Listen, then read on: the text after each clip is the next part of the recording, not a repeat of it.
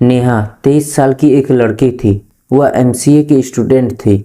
जब नेहा एग्जाम देकर सेंटर से बाहर निकल रही होती है, तभी एक लड़का चाकू से नेहा की हत्या कर वहां से भाग जाता है। पर सवाल यह है कि नेहा को खुलेआम इतनी बेरहमी से किसने और क्यों मारा होगा। यह जानने के लिए हमारे साथ बने रहें। यह घटना कर्नाटक की 18 अप्रैल 2024 की है, जिसने नेहा और उसके माता पिता की जिंदगी ही बदल कर रख दी।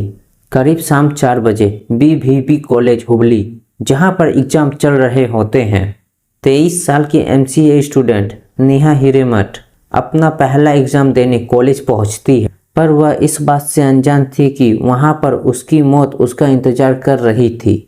नेहा एग्जाम देकर क्लासरूम से बाहर आती है और अपनी मां को फ़ोन कर एग्जाम के बारे में बताती है। यहाँ तक तो सब कुछ ठीक था, पर उसके 5 मिनट बाद कुछ ऐसा हुआ जिसे देख सुनकर हुबली कॉलेज ही नहीं बल्कि पूरा कर्नाटका ही दंग रह गया। नेहा एग्जाम देकर सेंटर से बाहर आ ही रही होती है कि तभी एक लड़का उसके सामने आ जाता है और वह ज़बरदस्ती नेहा से बात करने की कोशिश करता है। पर नेहा उस लड़के को इग्नोर कर वहाँ से आगे बढ़ते ही चली जाती है। लगातार ऐसा ही होने पर वह लड़का गुस्से से आग बबूला हो जाता है। फिर वह कुछ ऐसा करता है जिसे किसी ने सोचा भी नहीं होगा। वह अपनी जेब से चाकू निकालता है और नेहा पर हमला कर देता है। नेहा घायल होकर जमीन पर गिर जाती है, पर उसमें दरिंदगी इतनी थी कि वह फिर भी उस पर चाकू से वार करता ही चला गया। करीब 30 सेकंड के अंदर उसने नेहा के शरीर और गर्दन पर 14 बार वार किया। जब तक वहां मौजूद लोग रिएक्ट कर पाते, तब तक हमलावर वहां से भाग खड़ा हुआ।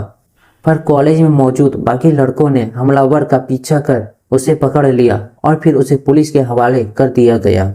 कॉलेज में मौजूद टीचर और स्टूडेंट ने घायल लड़की नेहा को अस्पताल पहुंचाने की कोशिश की, पर मौका वारदात से करीब 2 किलोमीटर की दूरी पर ही नेहा की मौत हो गई।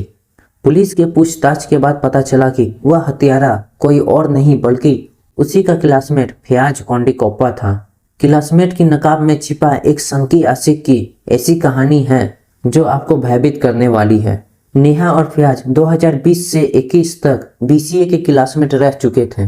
रिपोर्ट के अनुसार 2022 तक दोनों के बीच अच्छी गहरी दोस्ती थी, लेकिन मार्च 2024 से नेहा ने फयाज से दूरी बनाना शुरू कर दिया। फयाज इस दूरी को सहन नहीं कर पा रहा था और वह नेहा के बार बार मना करने पर भी उससे बात करने की कोशिश करता और उसका पीछा भी करता था। कॉलेज के अंदर खुलेआम हुई इस वारदात ने हुबली के साथ साथ पूरे कर्नाटक को ही हिला दिया। गुनहगार को कड़ी से कड़ी सजा दिलवाने के लिए हुबली से लेकर बेंगलुरु तक विरोध प्रदर्शन की शुरुआत हो गई। इस वारदात ने कर्नाटक के लॉ एंड ऑर्डर पर भी सवाल खड़े कर दिए। वहां के सीएम सिद्धारमैया का कहना था कि हत्या का यह वारदात दोनों पक्षों के बीच के निजी कारणों से हुई है, इसका लॉ एंड ऑर्डर से कोई भी संबंध नहीं है। अब तक की जांच से यह पता चला है कि फयाज नेहा की लव प्रपोज और उसके इग्नोर से इतना बौखला गया था कि उसने नेहा की जान तक ले ली। इस स्टोरी को सुनने के बाद आपकी क्या राय है, कमेंट करें।